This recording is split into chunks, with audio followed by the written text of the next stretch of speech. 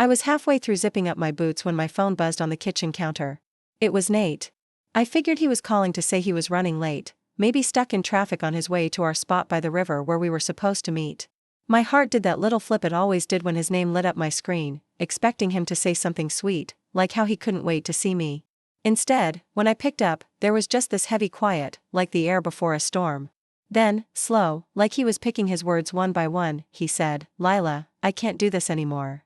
My stomach dropped, like I'd just missed a step going downstairs. I'd spent the morning fussing over my hair, trying to get it to sit right, ignoring the knot in my gut that something felt off. I'd even laughed with my sister, Emma, over coffee, pretending I didn't notice how she kept glancing at me, like she knew something I didn't. But nothing could have braced me for those words. I can't do this anymore. The phone stayed pressed to my ear, but my hand was shaking so bad I nearly dropped it. The kitchen went still. Emma, who'd been scrolling through her phone at the table, looked up. My dad, pouring creamer into his mug, stopped cold.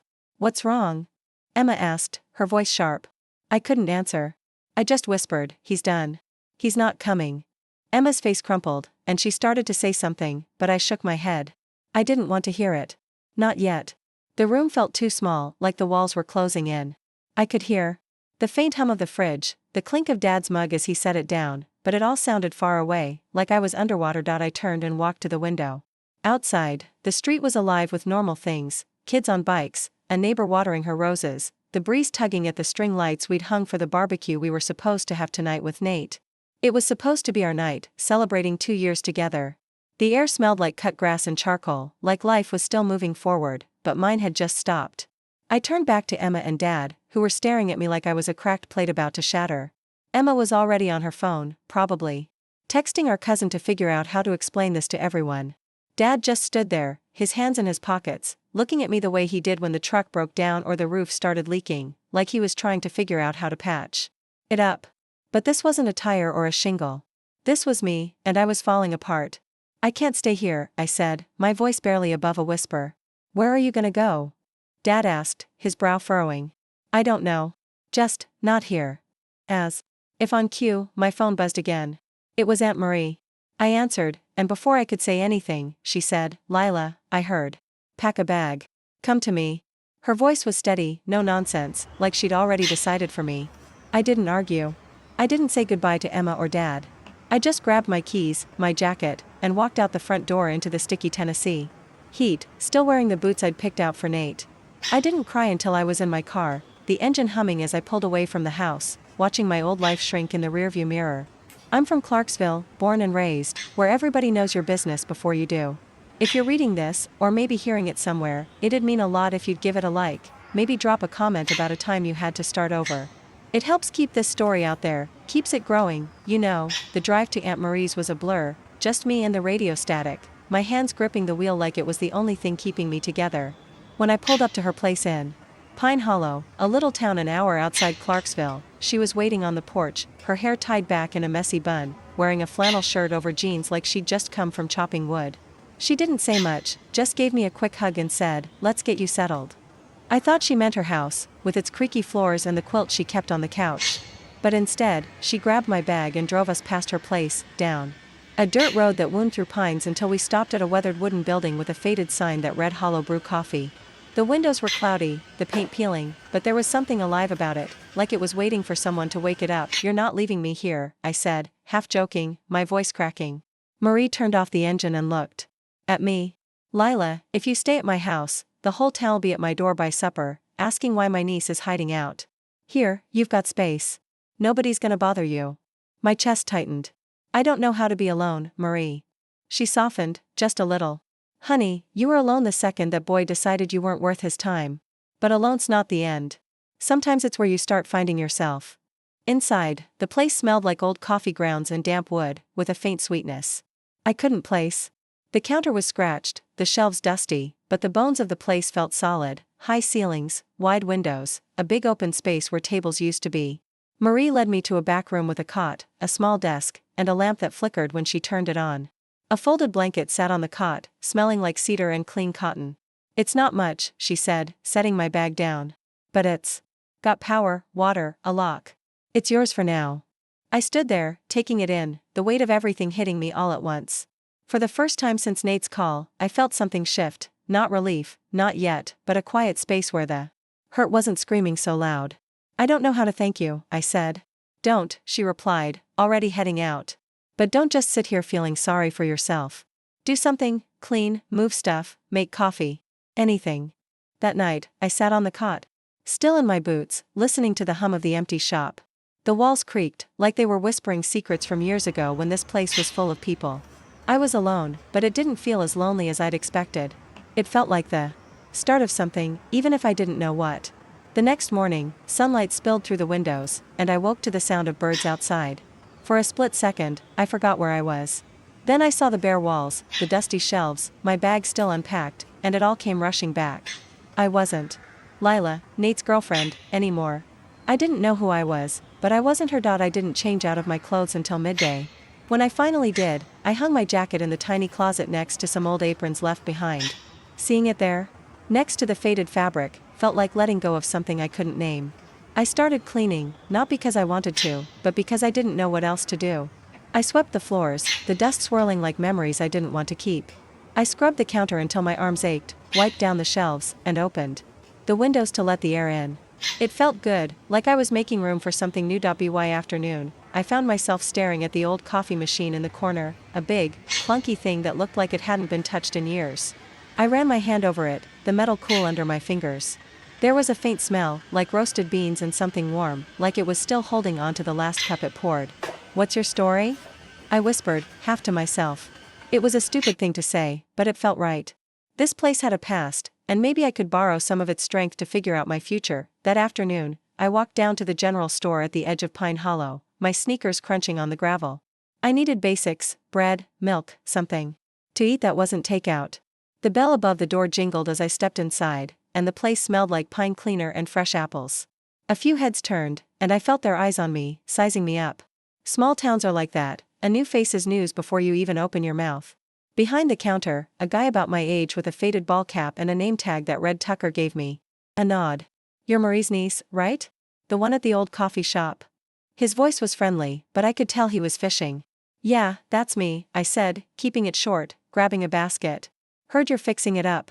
That place hasn't poured a cup in years." I shrugged, tossing a loaf of bread in the basket. "Guess I'm trying something new." Tucker leaned forward, elbows on the counter. "My mom used to talk about hollow brew like it was magic. Said Miss Clara's coffee was the best she ever had. You gonna bring that back?" His words hit me somewhere soft. I didn't know who Miss Clara was, but the idea of her coffee lingered like a warm memory I didn't own. "Maybe," I said, managing a small smile. "We'll see." I paid for my stuff and left, feeling the weight of his curiosity follow me out the door. Back at the shop, I ate a sandwich on the counter, the windows open, the evening air thick with the hum of cicadas. I kept thinking about what Tucker said, about Miss Clara, about this place having a heartbeat once. It made me wonder if I could make it beat again. The next morning, I called Aunt Marie. "Who's Miss Clara?" I asked, no preamble. She laughed, a low, raspy sound. "You're already digging into the ghosts, huh? Clara ran Hollow Brew back in the day. Made coffee so good people drove from 3 towns over just for a cup. She's still around, lives out by the creek now." "Why you asking?" I hesitated, my fingers tracing the edge of the coffee machine. "I want to learn how to make coffee like she did." Marie was quiet for a moment, then said, "Clara's picky as hell, Lila. But if you're serious, I'll take you to her. Don't expect her to roll out the welcome mat." By noon, we were rattling down a back road in Marie's old Jeep, the kind with no AC and a radio that only played AM stations. The road twisted through fields of tall grass until we pulled up to a small house with a tin roof and a porch full of potted plants. Clara answered the door before we knocked, a short woman with gray braids and hands that looked like they'd stirred 1,000 pots of coffee. Her eyes flicked over me, sharp and untrusting. "So, you're the girl squatting in my old shop," she said, not unkindly but not warm either. I swallowed. "I'm Lila. I want to learn how to make coffee." "Your coffee?" She raised an eyebrow. "Why?" I didn't have a clean answer. How do you tell someone you need to make something with your hands because your heart's been ripped out? That after Nate walked away, "You don't know who you are," but standing in that dusty shop felt like the first clue? "I just need to try," I said finally. She stared at me, then stepped aside. "You got a decent pair of shoes? This ain't clean work." That was how it started. Clara didn't mess around. The first day, she had me clean her old espresso machine, not with fancy sprays but with a rag and elbow grease. You don't know a machine till you know it's dirt, she said. Then we went over beans, where they came from, how they were roasted, why it mattered. She talked about coffee like it was a person, with moods and secrets. You don't force it, she said, showing me how to tamp the grounds just right. You listen to it. I nodded, feeling like an idiot because I didn't know what that meant yet. My first pour was a mess, too watery, no crema. Clara didn't laugh, just handed me the portafilter. Again. The second was better, but still wrong. You're rushing, she said. Slow down. Feel it. I went back to her place every day that week. My hands shook less each time, but they were never steady. My arms ached from grinding beans by hand. Clara insisted on it, said machines dulled the flavor. By Friday, I pulled a shot that didn't make her grimace. Not terrible, she said, and I felt like I'd won something. Back at Hollow Brew, I started experimenting. I'd fire up the old machine at dawn, the shop quiet except for the hiss of steam. I burned my fingers twice, spilled grounds everywhere, but every cup got a little better. The air started to smell like roasted beans and possibility, and for the first time in weeks, I felt like I was waking up. One evening, Tucker from the store stopped by with a bag of apples from his mom's tree. Heard you're brewing, he said, leaning in the doorway. Any good yet? I laughed, pouring him a cup. You tell me. He took a sip, eyes widening. Damn, Lila. That's not bad. I grinned, the kind of grin that felt foreign on my face. Working on it. He came back the next day, this time with a friend, and then a couple more showed up the day after. Word spread, slow at first, like a drip brew. People didn't just want coffee, they wanted the shop, the creaky floors, the smell of something real. I started opening the doors on Saturdays, just a few hours, serving whatever I'd managed to make that morning. One night, after I'd locked up, I sat on the counter with a cup of my own coffee, the kind that was finally starting to taste like something Clara might nod at. The shop was dark except for the glow of a streetlight slipping through the windows. I ran my hand over the counter, feeling the scratches, the years of hands before mine. You still here? I whispered to the air, half expecting the place to answer.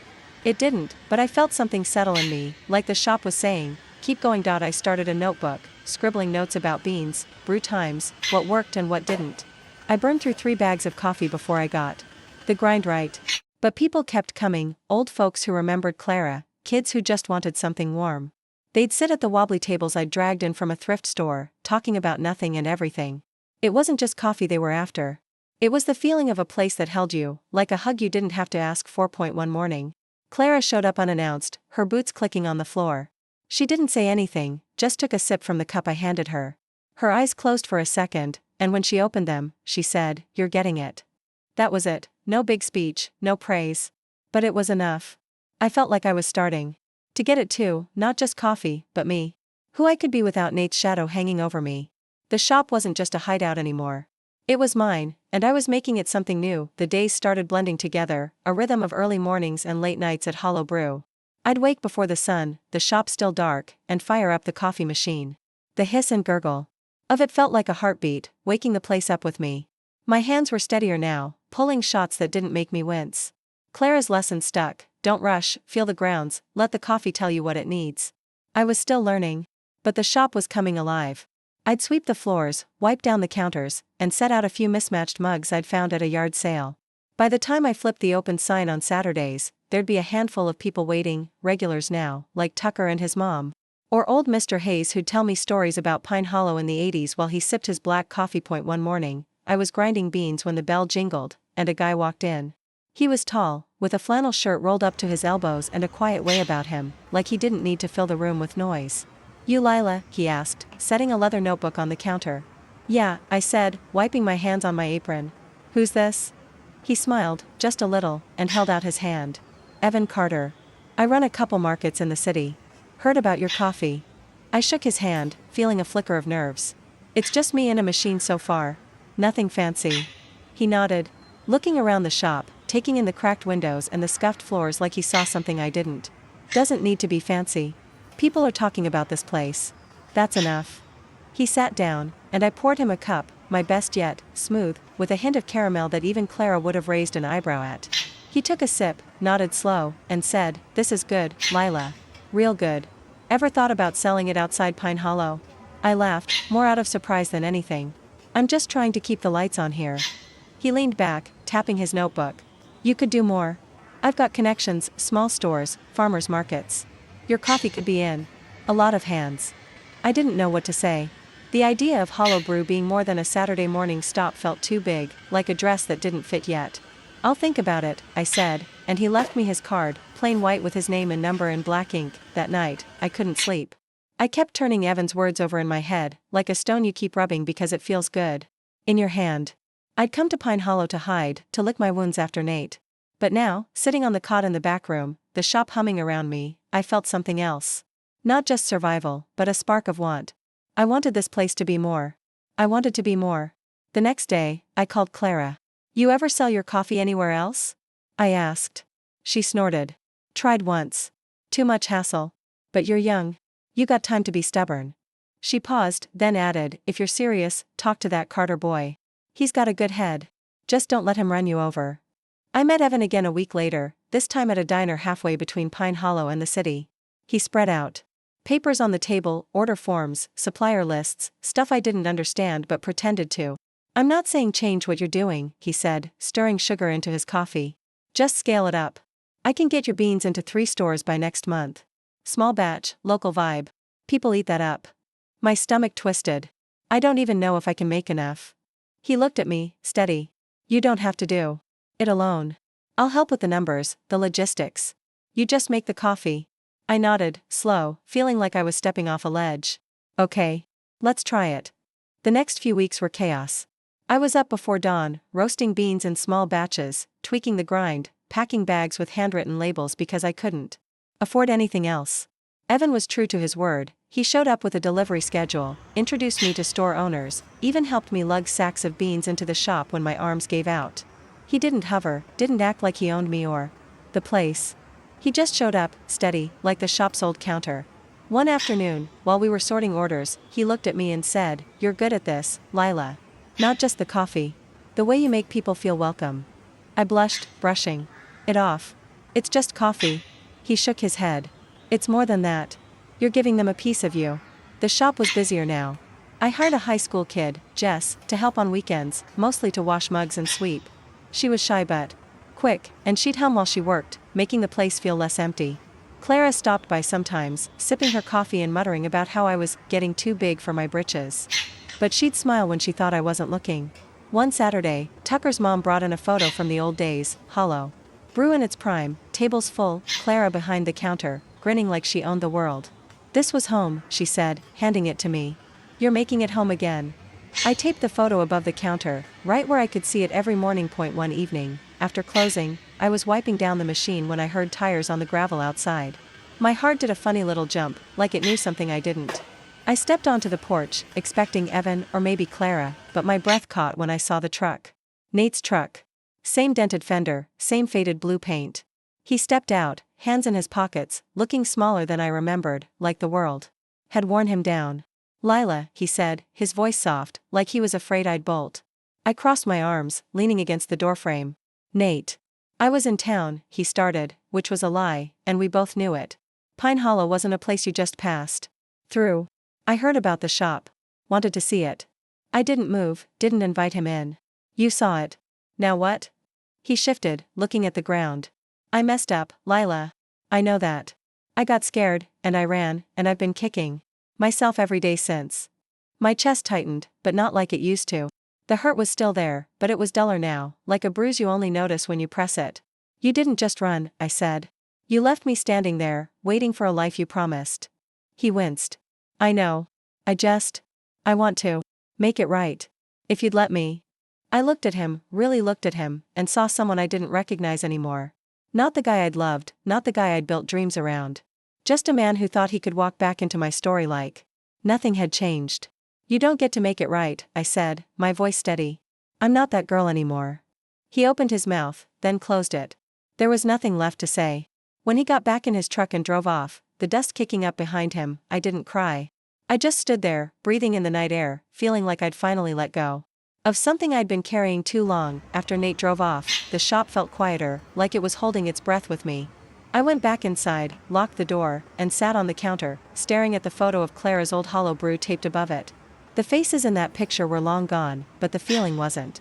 I could still sense it in the walls, in the way the coffee machine hummed when I turned it on.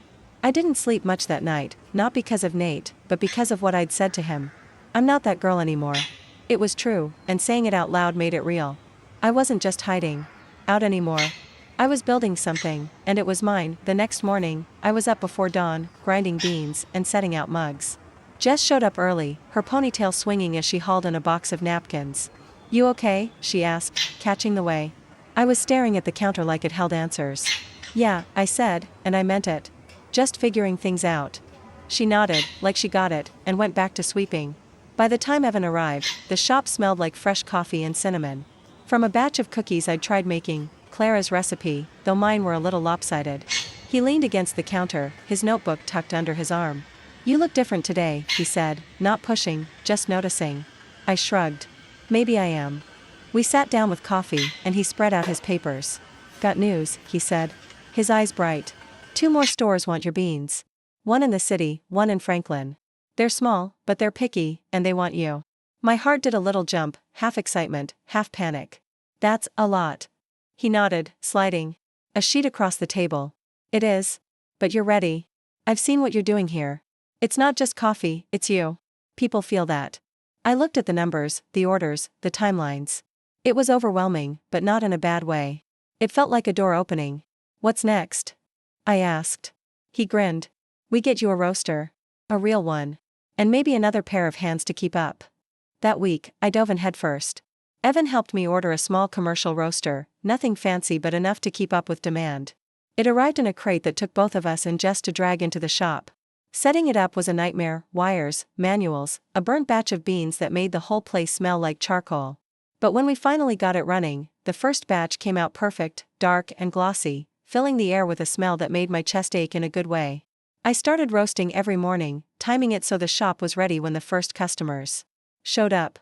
Tucker's mom became a regular, bringing her friends, and soon I was pulling double shifts just to keep the shelves stocked. Clara came by one afternoon, her arms crossed as she inspected the new roaster. "Fancy," she said, but her tone was warm. She took a sip of my latest blend, a mix of Ethiopian and Colombian beans I'd been tinkering with. "You're not just copying me anymore," she said, setting the cup down. "This is yours." I didn't know what to say, so I just nodded, feeling like I'd passed some kind of test. She didn't stay long, but before she left, she squeezed my arm. "Keep listening to the beans, Lila. They'll tell you what to do." Evan was there. Through it all, not just with the business stuff but in the quiet moments. He'd show up with lunch when I forgot to eat, or he'd sit with me after closing, talking about nothing: his dog, the time he tried to grow tomatoes and failed, how he'd always wanted to fix up an old truck like my dad's. He didn't push, didn't ask for anything, but I started looking forward to his visits, the way his laugh filled the shop. One night, after we'd packed up an order for a new store, he looked at me, flour smudged on his sleeve, and said, "You're doing something real here, Lila. Don't forget that." I smiled, my throat tight. "I'm trying." The shop was busier than ever. Jess brought in her cousin, Mia, to help on weekends, and I taught them both how to pull a decent shot. They'd giggle over burnt batches or tease me when I got lost in my notebook, scribbling recipes and ratios. The customers kept coming: old folks, young moms, even a guy who drove an hour just because he'd heard about my coffee. They'd sit at the tables, talking over mugs, leaving crumbs and laughter behind. It wasn't just a shop anymore, it was a place people came to feel something, to remember what it was like to slow down. One Saturday, I was wiping down the counter when the bell jingled, and I looked up to see my sister, Emma. She hadn't been out to Pine Hollow since I'd moved here, and seeing her in the doorway, her purse slung over her shoulder, made my heart twist. "Hey," she said, her voice soft. "This place looks alive." I smiled, handing her a coffee. "It's getting there." She sat down, looking around, her fingers tracing the edge of her mug. "I'm sorry I didn't come sooner," she said. "I didn't know how to help."